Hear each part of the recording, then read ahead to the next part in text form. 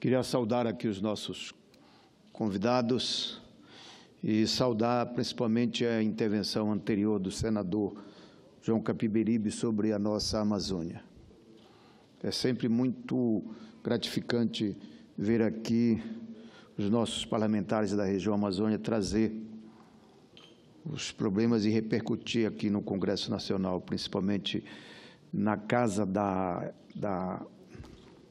Federação, que é o Senado Federal, os problemas das nossas regiões, principalmente num Brasil desigual, onde as diferenças regionais são gritantes. E a Amazônia é um dos pedaços mais ricos do mundo. Lá nós temos a maior floresta do mundo, a maior quantidade de água doce do mundo, a maior biodiversidade do mundo, a maior reserva mineral do mundo. E, portanto, precisa ter políticas governamentais que possam aproveitar esse potencial para desenvolver o nosso país. O que a Amazônia quer é ser incluída no processo de desenvolvimento nacional. Que eu queria falar hoje, faz um ano da reforma trabalhista, da tal da reforma trabalhista, e faz realmente um momento que nós estamos terminando o nosso semestre, fundamental que a gente repercuta os problemas que hoje existem no nosso país. É uma mistura de tristeza, de angústia, o que hoje o Brasil está vivendo. A realidade em que estamos submetidos nos leva a sentimentos fortes. Nesta semana tivemos a exposição clara de como parte do judiciário brasileiro trata os seus desafetos. Ficou evidente a mania de grandeza de membros deste poder que se colocam na franca desobediência à legislação vigente, principalmente à Constituição brasileira. O juiz Sérgio Moro, alçado pela mídia ao posto de xerife nacional, perde a noção dos seus próprios limites. Com a arrogância que lhe é peculiar, insubordina-se contra a hierarquia que deveria manter, valorizar e respeitar. Mas, ao contrário, fragiliza o poder fundamental para o Estado democrático de direito. Imagine só um magistrado de primeira instância, por não gostar da decisão superior, tenta se colocar acima dela, desrespeitando decisão de segunda instância. Diante deste flagrante de respeito à jurisdição, é necessário tomarmos posição e exigir a devida aplicação das normas jurídicas. Aliás, o que é obrigação de todos os imbuídos em um cargo público. Como viver em um país que se diz democrático e não termos as garantias que lhe são próprias? Repito, vimos neste final de semana a clara e flagrante desobediência hierárquica de um magistrado que se acha acima da lei. Mas tudo está claro como a luz do dia. É parte do judiciário agindo de forma partidária, condenando aqueles que são da sua ideologia política e sendo amigáveis com seus, haja visto os recentes processos arquivados. Cadê a imparcialidade inerente à ação de julgar? Isto tudo gera grande desalento no nosso povo sofrido. Tudo isso com apoio da grande mídia instituída. O que nos resta? Será que precisaremos apelar às cortes internacionais? Somando a isso, estamos vivendo a pior realidade econômica dos últimos 15 anos. O número de desempregados cresce a olhos vistos. Segundo a avaliação do IBGE, a taxa de desocupação apurada no último trimestre foi de 13%. O número de empregados com carteira assinada no último trimestre caiu 1,1% em relação ao trimestre anterior. E o número de empregados sem carteira assinada subiu para 6%. O que reflete o grande aumento da informalidade, consequência da tal da reforma política feita aqui por este Congresso.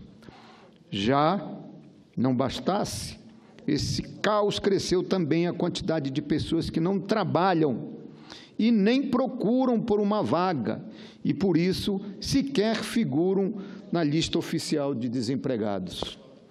Temos hoje no Brasil cerca de 13,2 milhões de pessoas sem trabalho. Só neste trimestre, cerca de 500 mil pessoas foram expulsas do mercado formal.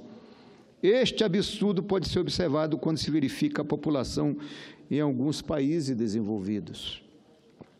O número de desempregados no Brasil equivale a toda a população da Dinamarca, Suécia e Noruega. Observe, então, senhores e senhoras, que o governo Temer tem feito com o povo brasileiro. Prometeu estimular a economia, porém nada cumpriu. Ao contrário, o dólar disparou, o emprego sumiu, restringiu as políticas sociais, congelando os investimentos por 20 anos em áreas sensíveis, como a saúde e a educação, e agora autoriza um aumento de 10% nos planos de saúde. É o executivo de costa para o povo, de costa para a nação.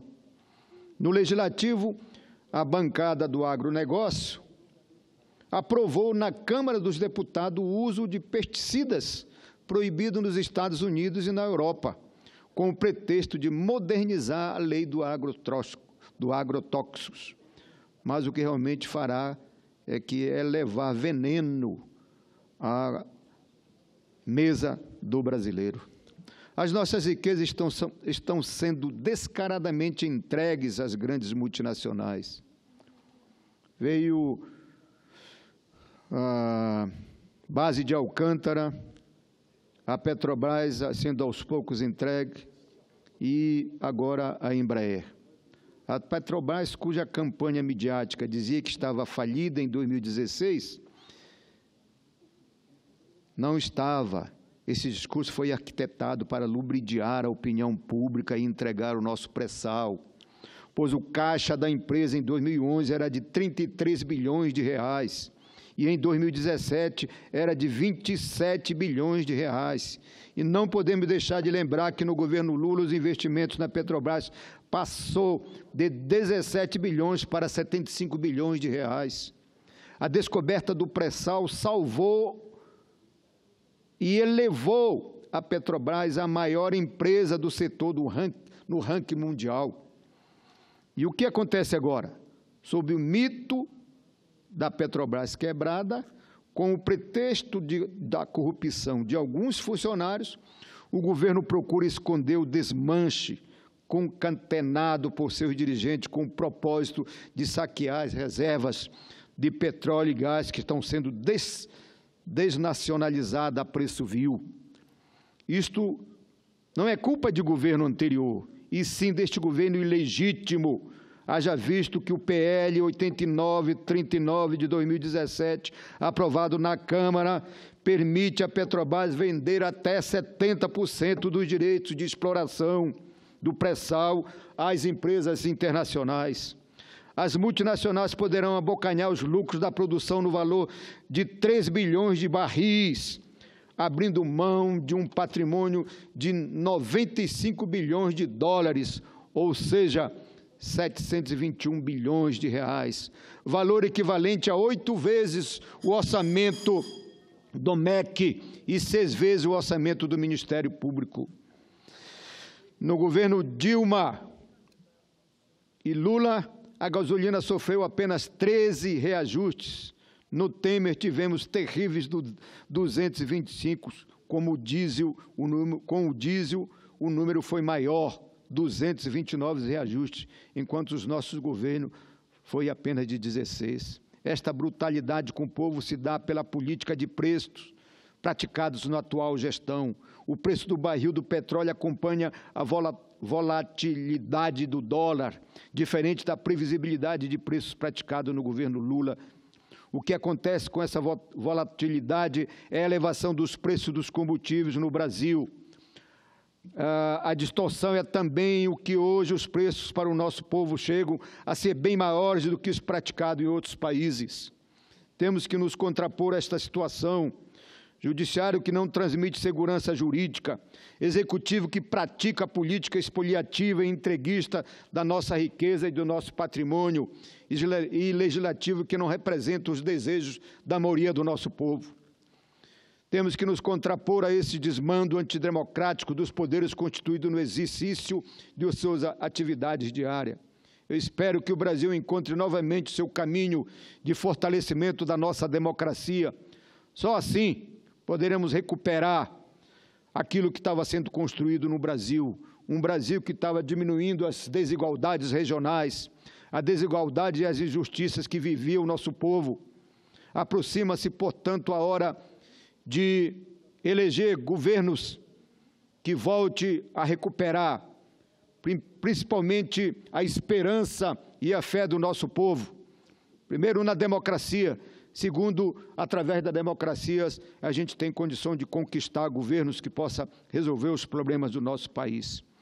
E é fundamental também que o nosso povo, a nossa população, se preocupe com os outros poderes, principalmente o poder legislativo, que não basta só eleger bons governos, mas é fundamental que também a gente eleja os chamados representantes do povo, que venham para cá repercutir os problemas do seu povo, das suas regiões, da sua cidade e dos seus municípios. Fundamental, portanto, que a nossa geração, que lutou tanto por liberdade, por justiça e por democracia, volte de novo às ruas e aproveitar as eleições de 2018, que seria um grande momento desse povo consciente e organizado recuperar a fé no nosso país e a esperança na classe política através dos partidos que possam recuperar a dignidade do nosso povo e da nossa gente.